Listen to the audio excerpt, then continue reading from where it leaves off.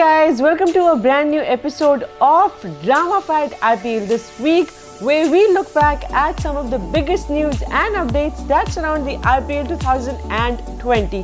And in this episode, we're going to look back at the performances of all the teams the whole of last week. So let's begin.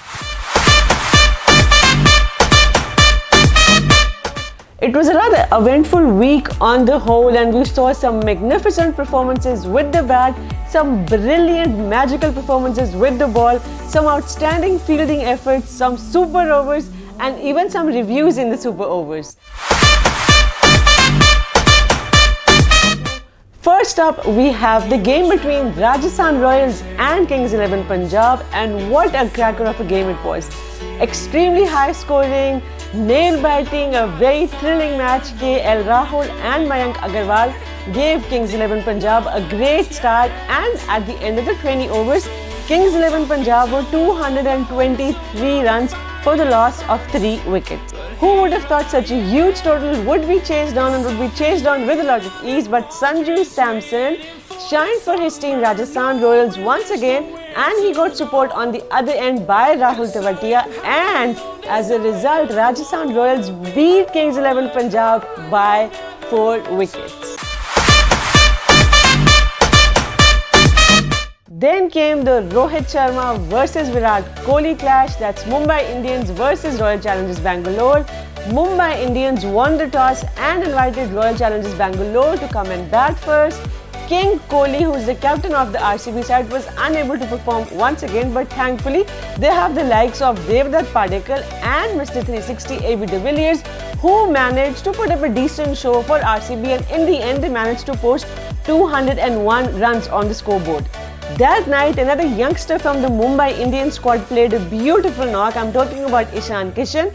He scored 99 runs. Unfortunately, he got himself out before he could complete his century, but what a lovely knock he played. There was a lot of pressure on him, there was a lot of pressure on his side, but he batted very bravely under pressure situations, so I have to give full marks to him for the bravery he showed onto the field that evening. And with him was Karan Pollard, the most valuable player for Mumbai Indians, who once again performed brilliantly with the bat, and in the end, after 20 overs, Mumbai Indians and Royal Challengers Bangalore were both on 201 runs.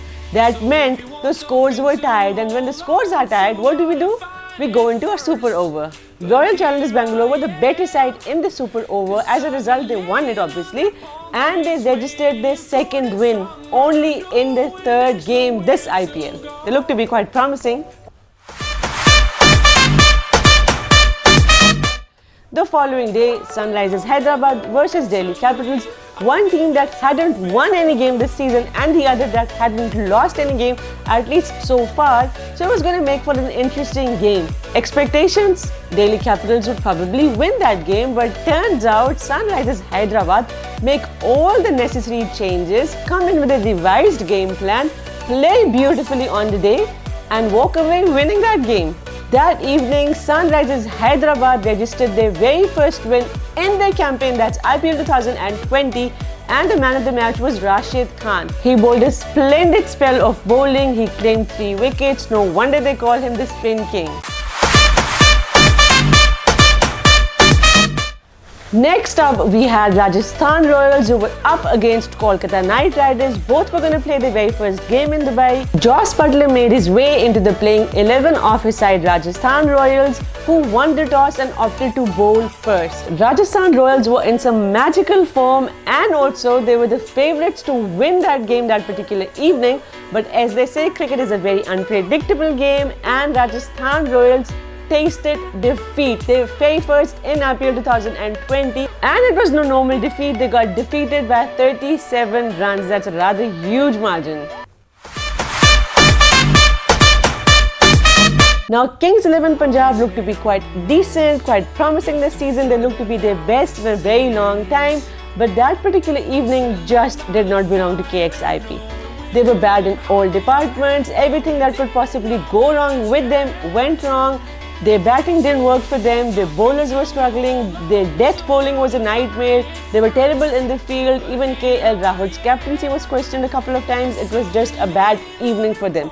And as a result, Mumbai Indians beat Kings 11 Punjab, and the man that evening was once again the Mr. Consistent Kieron Pollard, who's been performing consistently for his team, Mumbai Indians. Lastly, Sunrisers Hyderabad versus Chennai Super Kings. Now, Chennai Super Kings were coming into this game after a break of 7 days. So everyone was expecting them to come in with a fresh approach. Also, the likes of Ambati Rayudu and Dwayne Bravo were likely to see making a comeback in the playing 11. We expected CSK to do well, we expected their big names to perform, but unfortunately that was not the case. CSK put a below par performance that evening. They kept losing wickets on regular intervals. None of their batsmen was able to step up and perform for the team. Even the captain cool himself, Mahendra Singh Dhoni, looked totally off colour. In fact, his body language, the way he looked, was a cause of concern. Many people took to Twitter, took to social media to show their concern about the way MS Dhoni looked in that particular game.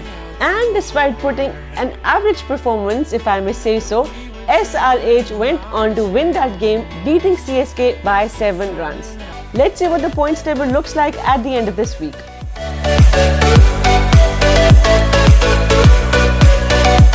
Right guys, with this I come to the end of the episode. I hope you guys enjoyed it. If you did, please let me know in the comment section below.